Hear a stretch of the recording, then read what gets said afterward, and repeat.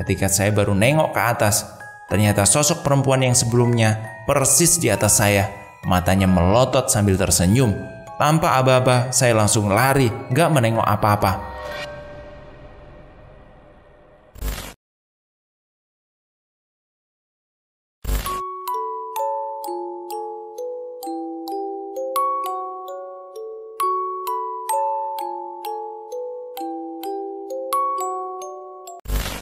Pendakian Gunung Gede Pangrango, ditulis oleh Efek Kiranti.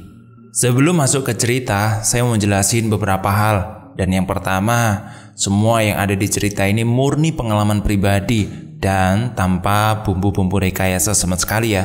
Dan yang kedua, beberapa nama yang ada di dalam cerita ini saya sengaja untuk samarkan. Dan yang ketiga, tujuan dibuat tulisan ini bukan untuk menakut-nakuti. Ulasan ini saya rasa bisa jadi pelajaran untuk saya khususnya dan juga teman-teman semuanya agar selalu berhati-hati ketika melakukan aktivitas di luar ruangan. Selamat mendengarkan ya. Tetap jaga kesehatan. Kenalin, saya Rian, mahasiswa di salah satu kampus di kota Bandung. Bagi saya, hiking atau naik gunung ini merupakan aktivitas yang sangat saya gemari. Kadang bisa 2 minggu sekali saya pergi ke alam bebas. Saya punya beberapa teman yang juga senang dengan aktivitas alam bebas. Jadi kalau kemana-mana ada aja teman yang ikut. Untuk sekedar camping di bumi perkemahan atau naik gunung. Saat itu libur UAS semester ganjil. Saya ingat bener. Saya dan 3 teman saya, Rama, Ahmad dan juga Fajri, memutuskan untuk naik ke Gunung Gede Pangrango yang ada di daerah Cianjur. Karena kami rasa Bandung ke Cianjur relatif dekat, kami putuskan untuk pergi menggunakan motor dari Bandung. Kami berencana untuk ke Cianjur 2 hari sebelum mulai pendakian. Karena kebetulan Ahmad memang asli orang Cianjur, jadi kami bisa beristirahat dan membeli keperluan logistik untuk keperluan nanti. Jumat pagi, kami berkumpul di kosan Ahmad. Barang dan alat-alat pendakian sudah saya cek dan semuanya sudah aman. Saat itu kami sepakat untuk pergi setelah sholat Jumat. Namun ternyata kami harus geser rencana. Hujan turun dengan derasnya. Keberangkatan akhirnya diundur menunggu hujan reda. Jam ke jam kami tunggu. Ternyata hujan juga tak kunjung reda. Hingga akhirnya jam 9 malam hujan akhirnya benar-benar reda. Kami pun bergegas berangkat. Setelah prepare dan saya juga teman-teman akhirnya berangkat sekitar jam setengah 10 malam. Estimasi perjalanan menuju Cianjur kira-kira kurang lebih 3 jam naik motor. Setelah melewati Cimahi, akhirnya kita sampai di Pandalarang dan melipir ke pom untuk isi bensin. Jalanan relatif sepi, tak banyak kendaraan selain kami lewat. Setelah isi bensin, kami pun kembali melaju. Nggak terlalu ngebut sih, pelan-pelan saja. Kami berpacu dengan motor melewati wilayah Pandalarang. Kami masuk ke jalan yang dekat area wilayah tambang kapur. Jalan cenderung sepi dan banyak tikungan naik turun bukit. Saya yang pada saat itu bawa motor tiba-tiba rem mendadak karena ada anak kecil yang nyebrang di tengah kegelapan. Hampir saja saya tabrak. Anak kecil itu kira-kira sekitar usia anak SD, menggunakan baju mainan anak. Tak ada yang aneh sama sekali. Ia jalan perlahan dan cenderung lama. Saya pun ditepuk Fajri. Ia bingung kenapa saya berhenti. Saya pun jelasin kalau ada anak kecil yang nyebrang di depan. Ketika saya toleh lagi ke depan, anak kecil itu sudah menghilang. Fajri bilang kalau di depan gak ada apa-apa dan juga gak ada orang yang nyebrang. Fajri ngira kalau saya berhenti itu untuk ngucek-ngucek mata karena debu kapur yang sangat mengganggu. Saya pun terdiam. Bulu kuduk saya mendadak berdiri. Tak pikir panjang, saya gerap jalan lagi sambil ngegas perlahan. Saya cek lewat spion dan ternyata anak kecil tersebut ada di pinggir jalan. Serem sih, ia melihat saya dengan wajah pucat, mata merah mencolok dan senyum yang sangat panjang. Saya makin merinding. Saya akhirnya gas motor saya dan mencoba untuk menyusul Rama yang ada di depan. Kami pun akhirnya bertemu di Taman Asmaul Husna 1 jam sebelum masuk kota Cianjur. Di situ Fajri jelasin kenapa saya bisa lama. Rama pun tertawa Ternyata ia juga melihat, namun sosoknya sedang bergelantung di atas pohon yang besar itu. Ternyata nggak cuman saya saja yang lihat. Setelah istirahat sejenak, kami melakukan perjalanan lagi menuju kota Cianjur. Kurang lebih 1 jam, akhirnya kami sampai di rumah Ahmad. Kami bersih-bersih, makan dan juga ngobrol-ngobrol sebentar. Rama pun bercerita, sebenarnya ia juga merasa diganggu ketika di jalan setelah masuk ke jalan yang gelap itu. Ia merasa kalau ban motornya bocor. Rama pun memutuskan untuk berhenti dan mengecek. Ternyata ban gak bocor. Setelah itu, ia melanjutkan perjalanan lagi. 15 menit kemudian, Rama berhenti lagi karena ia merasa bannya bocor. Karena ban belakang terasa goyang. Dan ketika dicek untuk yang kedua kalinya, ternyata aman-aman aja. Awalnya dia ngerasa mungkin itu hanya perasaan saja, tapi setelah 15 menit berselang, bannya terasa goyang lagi. Kemudian ia memutuskan untuk berhenti dan mengecek ban, dan lagi-lagi ternyata bannya aman. Ia pun ngecek laker dan juga beringnya, ternyata aman-aman juga. Setelah Rama sadar ia merasakan hal yang janggal, ia pun segera berdoa. Setelah selesai, Rama pun langsung melihat ada sosok perempuan di seberang jalan. Sesosok wanita itu memakai warna putih dan berlumuran darah pekat. Ia terlihat seperti melambai-lambai tangannya. Akhirnya mereka langsung tancap gas semaksimal mungkin. Selesai mendengar cerita Rama, sekitar jam 1:30 kami pun bergegas menuju kamar tidur. Badan udah kerasa banget pegel-pegelnya. Saya pun mencoba untuk tidur. Tepat jam 3, saya pun kebangun karena ngerasa gerah dan panas banget saat itu. Ketika bangun, suasana rumah sangat hening. Saya coba kipas-kipas pakai kertas yang ada di meja. Karena panas banget saat itu. Saya buka dari jendela kamar dikit. Karena jendela tersebut gak ada gorden. Jadi saya bisa ngelihat jalan, gang, persis yang ada di luar jendela. Gak lama berselang, saya denger nih suara langkah kaki, tapi setengah diseret-seret gitu. Saya sih awalnya mikir mungkin aja nih orang mau pergi ke masjid. Soalnya kan emang gak jauh dari rumah Ahmad itu ada masjid. Tapi mungkin saya perhatiin kok langkahnya berasa mundar-mandir gitu. Karena penasaran, saya akhirnya coba ngeliat keluar. Ternyata sepi banget. Yang ada malah kucing yang lagi tidur di atas pagar. Mungkin salah dengar kali ya. Selepas dari saya ngecek, emang sih suara langkah itu berhenti. Tapi ketika saya lagi bengong liatin jendela yang kebuka, tiba-tiba muncul sosok perempuan, rambutnya panjang, dan yang kelihatan cuma bentuk mulutnya yang lagi senyum ke arah saya. Karena saya ketakutan dan badan saya juga udah ngerasa kaku, gak bisa ngapa-apain. Mulut bener-bener terasa kekunci. Akhirnya saya paksain buat gerakin kaki. Saya coba untuk tendang Fajri yang emang deket dari kaki. Dan akhirnya dia bangun. Sosok tersebut kemudian hilang. Fajri nanya, ada apa? Saya bilang, saya mimpi buruk. Gak lama dari situ, azan subuh berkumandang. Teman yang lain pun kemudian bangun. Paginya Rama bilang kalau 2 temannya mau ikut, Huda dan Agi. Sore akhirnya kita berangkat ke Cianjur dari Sukabumi. Hari itu saya putuskan untuk membeli berbagai keperluan logistik karena rencana kami di gunung selama 3 hari 2 malam. Jadi kebutuhan kami mesti lebih banyak. Singkat cerita nih, sore itu Huda dan Anggi udah datang. Kami menyantap makan malam yang sudah disiapkan oleh ibunya Ahmad. Setelah itu kami lekas ke kamar dan tidur. Dan keesok harinya Ahmad mengajak kami untuk mancing ikan di empang keluarganya. Kami pun sangat sepakat.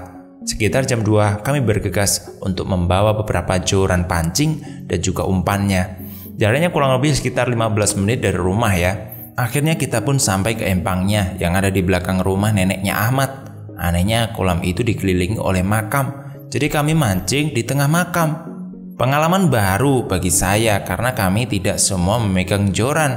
Saya pun jadi penonton setia aja. Duduk di antara makam memang agak merinding. Belum 1 menit umpan dilepas, Rama mendapat ikan yang cukup besar. Ada harapan nih, sepertinya kami akan mendapatkan banyak ikan. Tapi berjam-jam kemudian tak ada tuh ikan yang mampir. Jam terus bergerak, tak terasa sudah jam 5. Karena merasa frustasi, akhirnya kami diberikan ikan oleh bibinya Ahmad hasil panen ikan kemarin. Saya pun meninggalkan empang. Namun rasanya seperti ada yang melempar tanah dari balik pohon besar. Ketika saya menoleh, ternyata ada sosok anak kecil. Mungkin sosoknya seperti ngajakin bermain gitu. Akhirnya saya coba untuk menghiraukan. Kami pun pamit lalu pulang menuju rumah Ahmad. Setelah sampai rumah, kami pun gantian untuk mandi, lalu makan dan berbicara rencana ketika pendakian nanti. Saya sebagai ketua rombongan melakukan briefing dengan detail agar pendakian kami berjalan lancar. Karena kita akan melakukan pendakian 2 gunung sekaligus, yaitu Gunung Gede dan juga Pangrango, maka dibutuhkan waktu sekitar 3 hari 2 malam. Ini merupakan pendakian ketiga saya ke Gunung Gede dan Pangrango, sehingga saya hafal nih bentuk dan bagaimana trek yang akan kita daki. Setelah briefing, kami pun packing, membawa dan mengecek kembali alat-alat pendakian. Ahmad dan Rama pergi ke pasar untuk membeli sayuran dan bumbu-bumbu masak yang mungkin akan kita bawa besok. Setelah selesai packing ulang, tak lama Ahmad dan Rama datang. Malam pun tiba, kami memutuskan untuk tidur lebih cepat. Lumayanlah bisa menjaga tenaga buat besok. Singkat cerita, esok hari jam 7 pagi setelah selesai sarapan, kita prepare sebentar dan kami pun menumpang angkutan desa menuju base camp Gunung Gede di daerah Gunung Putri, Cianjur.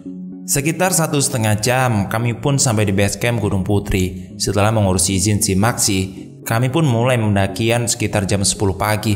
Target camp hari pertama adalah alun-alun Surya Kencana. Estimasinya kurang lebih 4-5 jam untuk sampai ke sana tentunya. Perjalanan pun cukup lambat karena Ahmad memang jarang olahraga. Dia pun sering meminta istirahat. 1 jam berlalu, kami pun sampai di pos 1, yaitu pos Legok Leunca.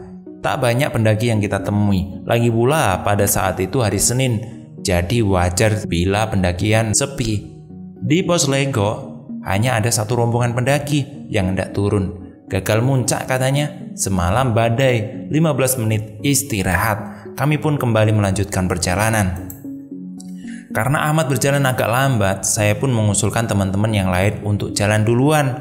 Mereka pun sepakat, kami janjian untuk saling menunggu di setiap pos. Saya berjalan di belakang menemani Ahmad. Entah kenapa, gak biasanya saya jalan di belakang.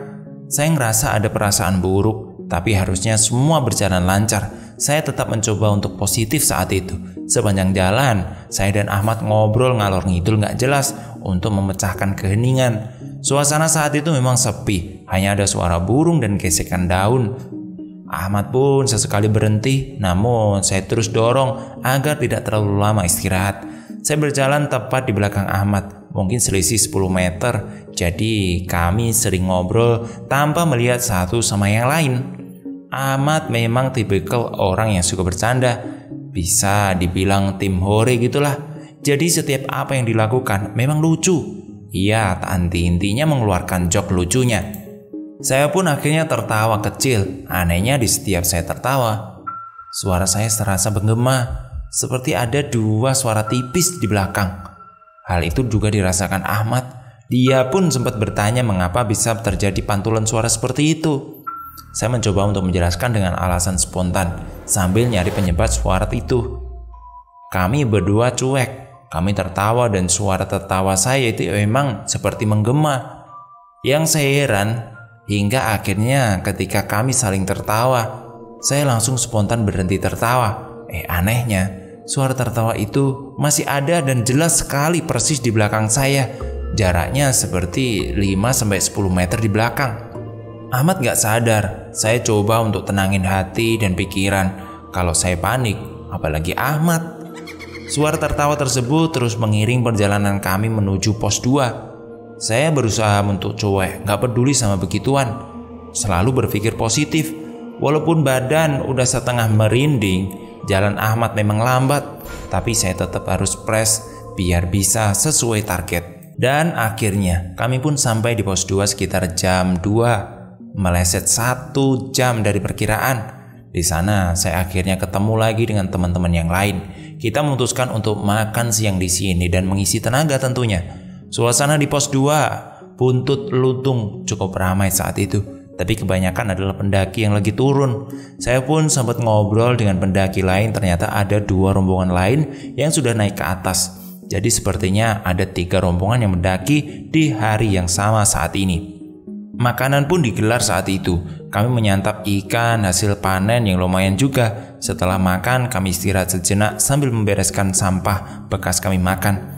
Saya lihat ada 2 pendaki yang naik. Lantas saya sapa dan ajak ngobrol. Ternyata dia dari Bekasi. Mereka pamit untuk naik duluan. Keren nih, gak pakai istirahat, gumam saya dalam hati. Fajri pun nanya, ngapain kamu ngomong sendiri?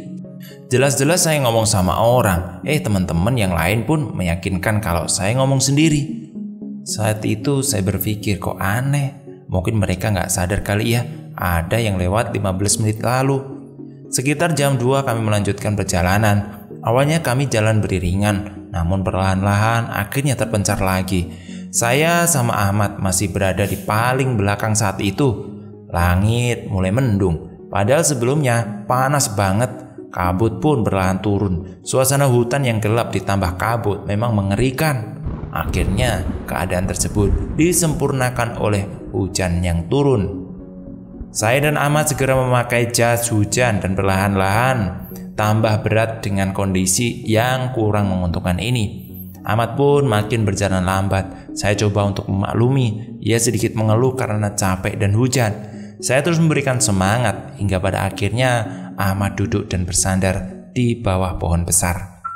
Mungkin dia capek, saya memahami itu. Saya pun ngajak ngobrol, tapi dia tetap diam dengan tatapan kosong. Saya mulai khawatir. Saya coba untuk dorong badannya Ahmad, dia tetap diam. Saya pun akhirnya nepuk pundak dia sambil nyuruh istighfar. Ahmad tiba-tiba seperti kaget dan ngerasa kayak orang linglung. Ia cuma bilang, "Gak apa-apa, gak apa-apa, gak apa-apa." Di tengah hujan yang deras, saya nyuruh dia untuk istirahat sebentar. Sekitar 5 menit kita melanjutkan perjalanan. Ahmad mengeluh kalau punggung dia terasa berat. Saya putuskan untuk bawa tas dia. Jadi saya gendong 2 tas saat itu. 10 menit kemudian Ahmad merasa punggungnya masih berat dan dia malah kepanasan. Saya terus mencoba untuk menenangkan dia. Saya coba untuk nyuruh Ahmad untuk baca istighfar dulu.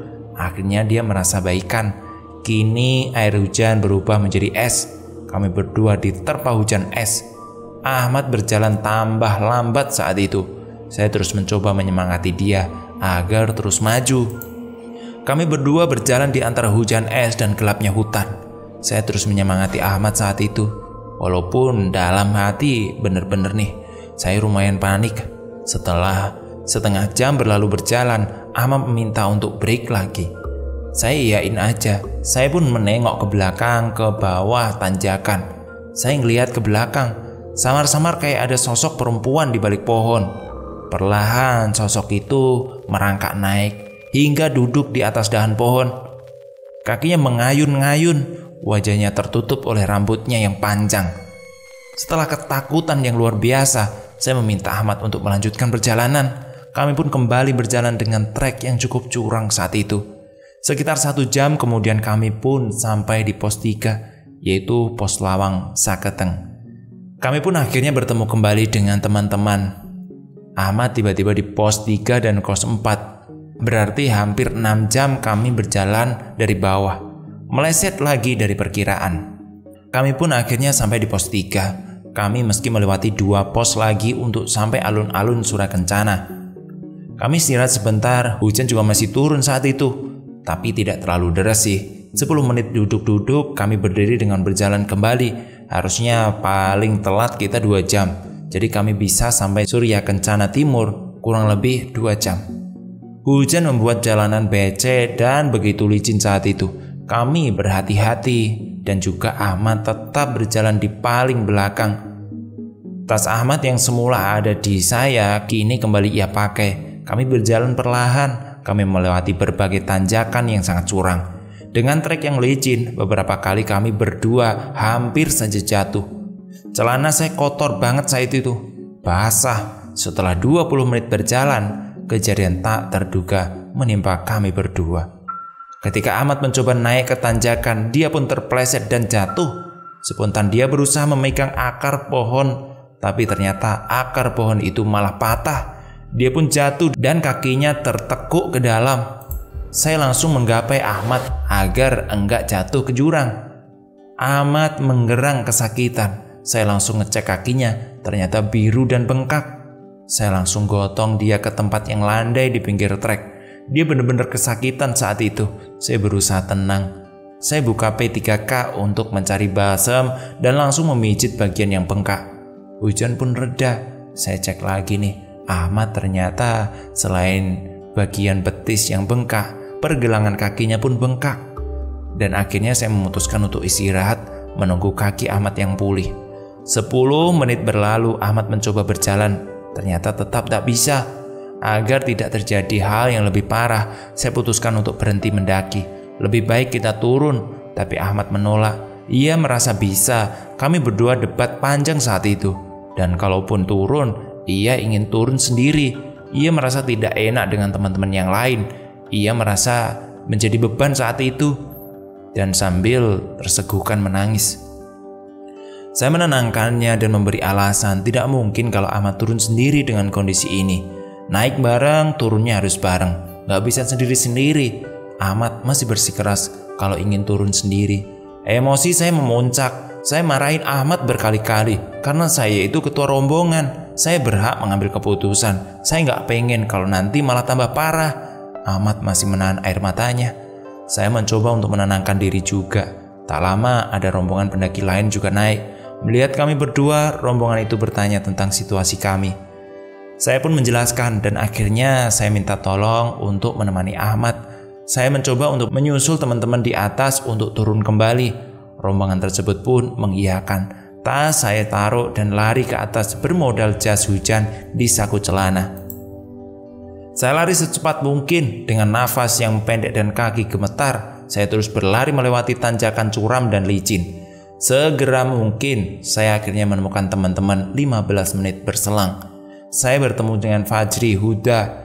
Saya menjelaskan kalau Ahmad kakinya terkilir dan gak bisa melanjutkan perjalanan. Mereka pun akhirnya bergegas turun untuk menyusul Ahmad. Saya lanjut mencari Rama dan Anggi. Nah, ternyata saya juga belum nemu Rama dan Anggi. Karena lelah berlari, saya memutuskan untuk istirahat. Lagian Ahmad udah ada yang nemenin. Saya duduk di atas tanah yang becek, sedikit rebahan karena badan pegel banget saat itu. Ketika saya baru nengok ke atas, ternyata sosok perempuan yang sebelumnya persis di atas saya. Matanya melotot sambil tersenyum. Tanpa aba-aba, saya langsung lari, gak menengok apa-apa. Pandangan saya fokus ke depan. Gak sesekali saya jatuh karena licin dan terdengar suara ketawa perempuan itu. Saya makin kacau saat itu. Saya teriak memanggil Rama dan Anggi di sepanjang jalan. Woi! Ternyata ada suara sautan. Ternyata suara sautan itu terdengar. Saya tetap teriak dan suara sautan pun masih terdengar. Ketika suara tersebut terasa udah dekat, kenapa malah ngejauh lagi? Tanya saya dalam hati. Tunggu, jangan jalan-jalan terus. Tiba-tiba di belakang saya ada yang jawab. Kenapa? Takut ya? Ketakutan saya memuncak. Mau nengok takut, gak nengok penasaran. Pokoknya saat itu saya benar-benar diem, bingung mau ngapain. Akhirnya saya ngumpulin keberanian dan perlahan-lahan dengan pura-pura cuek sambil jalan saya mencoba untuk nengok ke belakang. Dan setelah saya nengok ke belakang, saya lihat sosok perempuan yang tadi dia ada di 10 meter di belakang saya. Dan benar-benar saya dibuat kaget. Matanya semakin merah, rambutnya nyentuh tanah. Wajahnya berlumur darah dan dia senyum ke saya. Kenapa? Takut ya? Badan saya langsung kaku, pengen memalingkan muka, tapi susah, boro-boro berlari. Kurang lebih kalau diilustrasikan gini nih wajahnya. Sambil senyum, sosok tersebut melambai-lambaikan tangannya. Mukanya berdarah dan tentunya diiringi dengan tertawa kecil. Perlahan dia terbang ke arah pohon sambil tertawa terbahak-bahak. Saya baca istighfar sebanyak mungkin saat itu. Badan saya akhirnya bisa dibawa gerak. Langsung saya lari ke atas sambil teriak minta tolong. Tolong, tolong, tolong. Gak lama kemudian saya pun bertemu dengan Rama dan Anggi. Melihat saya sangat ketakutan, mereka pun langsung datang menghampiri saya. Saya jelasin kalau Ahmad kakinya terkilir dan gak bisa lanjut jalan. Mendengar hal itu, mereka langsung ngajak untuk turun menemui Ahmad. Saya masih trauma meminta agar saya berjalan di antara mereka berdua. Kami turun dengan kecepatan penuh. 5 menit kemudian kami bertemu dengan rombongan pendaki yang sebelumnya ngejagain Ahmad. Katanya teman kami udah datang. Saya pun ngucapin banyak terima kasih sama mereka. Setelah itu kami lanjut turun dan bertemu Ahmad dan yang lainnya. Kondisi Ahmad mulai baik, tapi untuk melanjutkan naik tidak memungkinkan.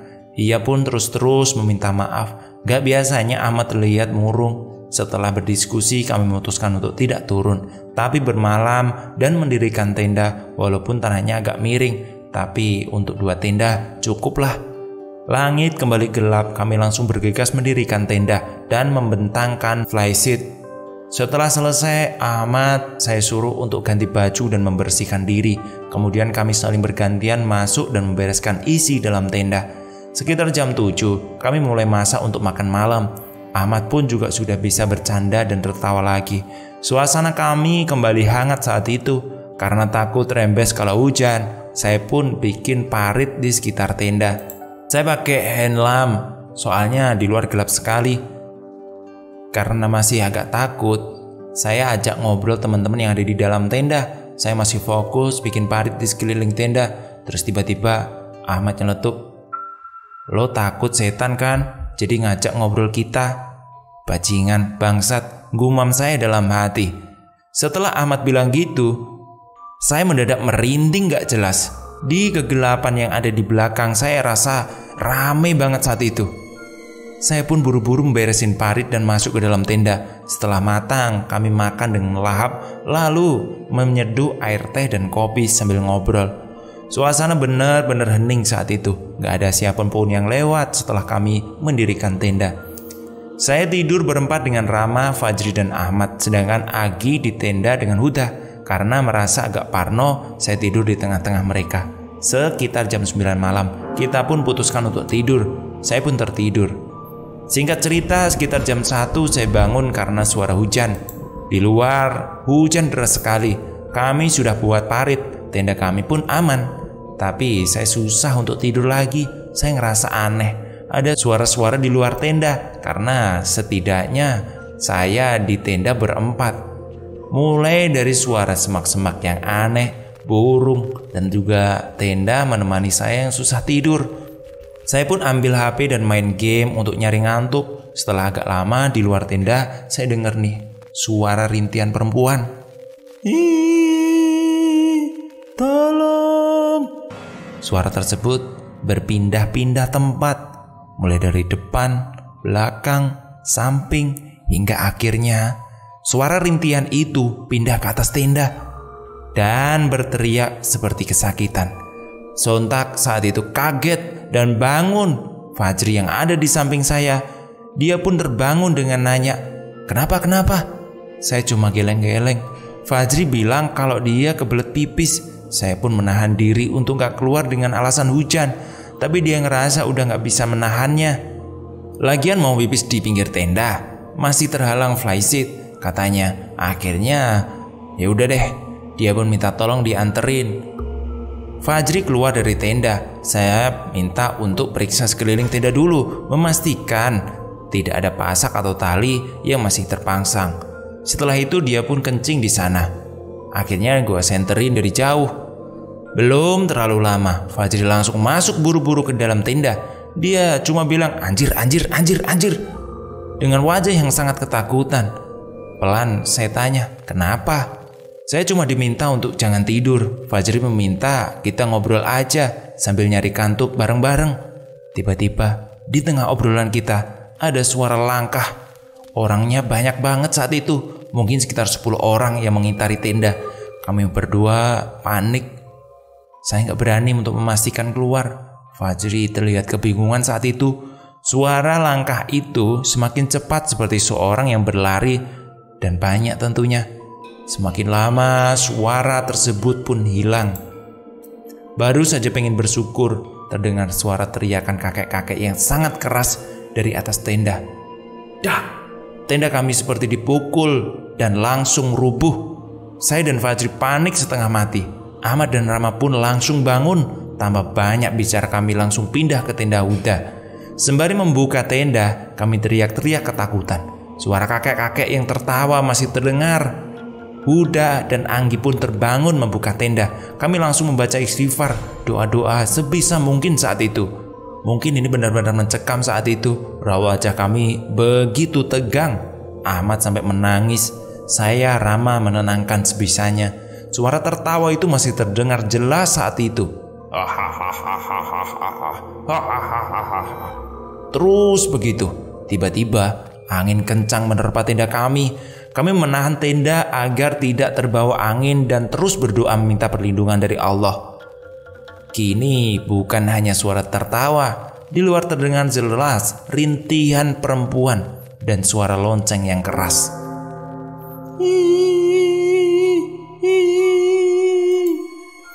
Malam semakin kacau.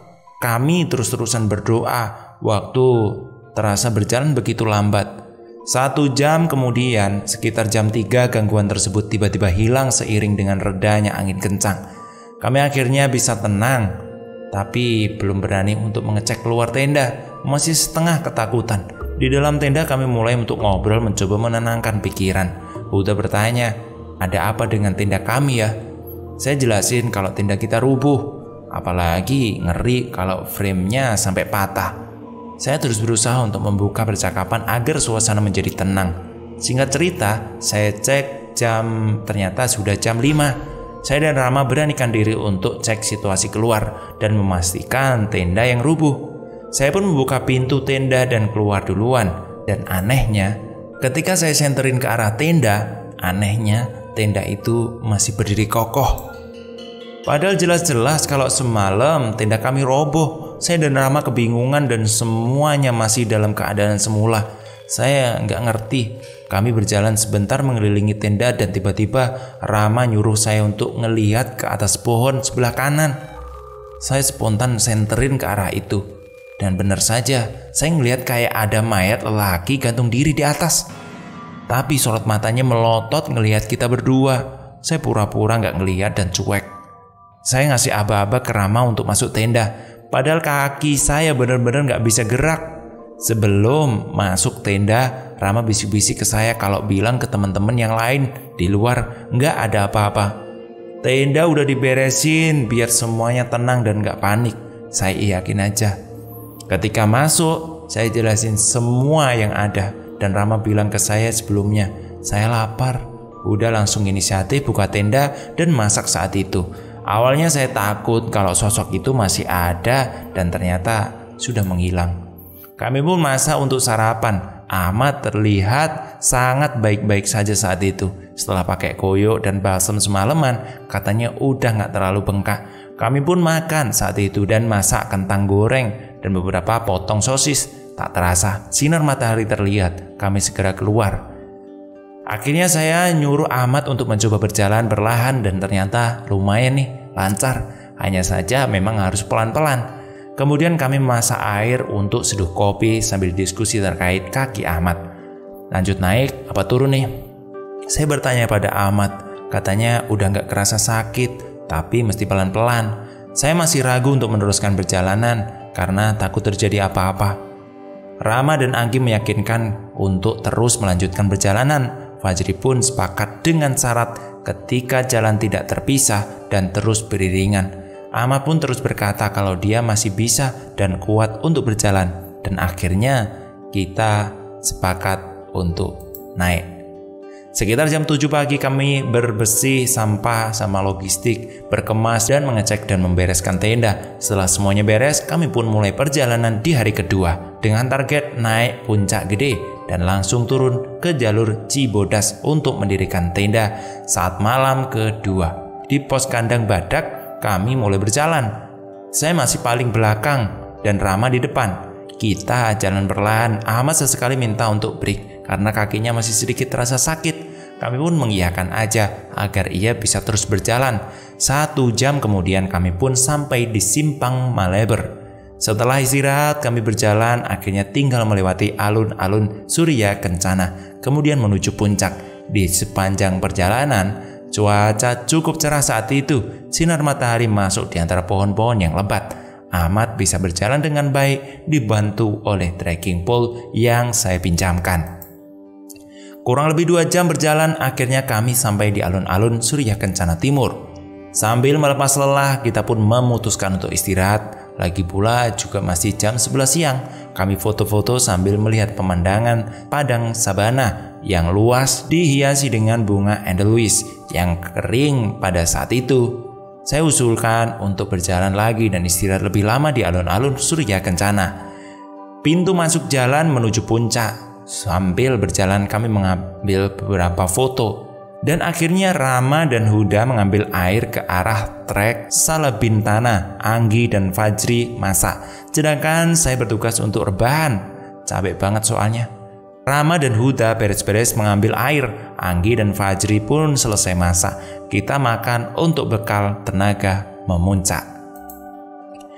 Kurang lebih 1-2 jam untuk sampai ke sana. Sekitar 1 jam lanjut perjalanan menuju puncak gede. Langit mulai berubah menjadi gelap karena trek berbatu lumayan menguras tenaga. Tak terasa ternyata kami berpisah kembali. Kali ini saya sama Ahmad sama Fajri di belakang, sedangkan sisanya di depan. Ahmad berkali-kali minta break, punggungnya terasa sakit menahan beban. Saya kemudian menawarkan agar tasnya dibawa, agar perjalanan bisa sedikit mempercepat. Dan ia akhirnya mengiyakan. Singkat cerita, kami sampai di puncak gede sekitar jam 3 sore. Seperti biasa, kami pun beristirahat dan berfoto-foto. Langit yang mendung berubah menjadi cerah kembali. Puncak Pangrango nampak terlihat jelas. Jam sudah menunjukkan 4 sore. Sebelum bertemu dengan gelap, kami putuskan untuk turun menuju kandang badak. Karena keesok harinya kami akan sampai ke puncak Pangrango. Itu sedikit cerita dari pendakian saya. Follow Efek Kiranti ya. Linknya ada di deskripsi. Terima kasih.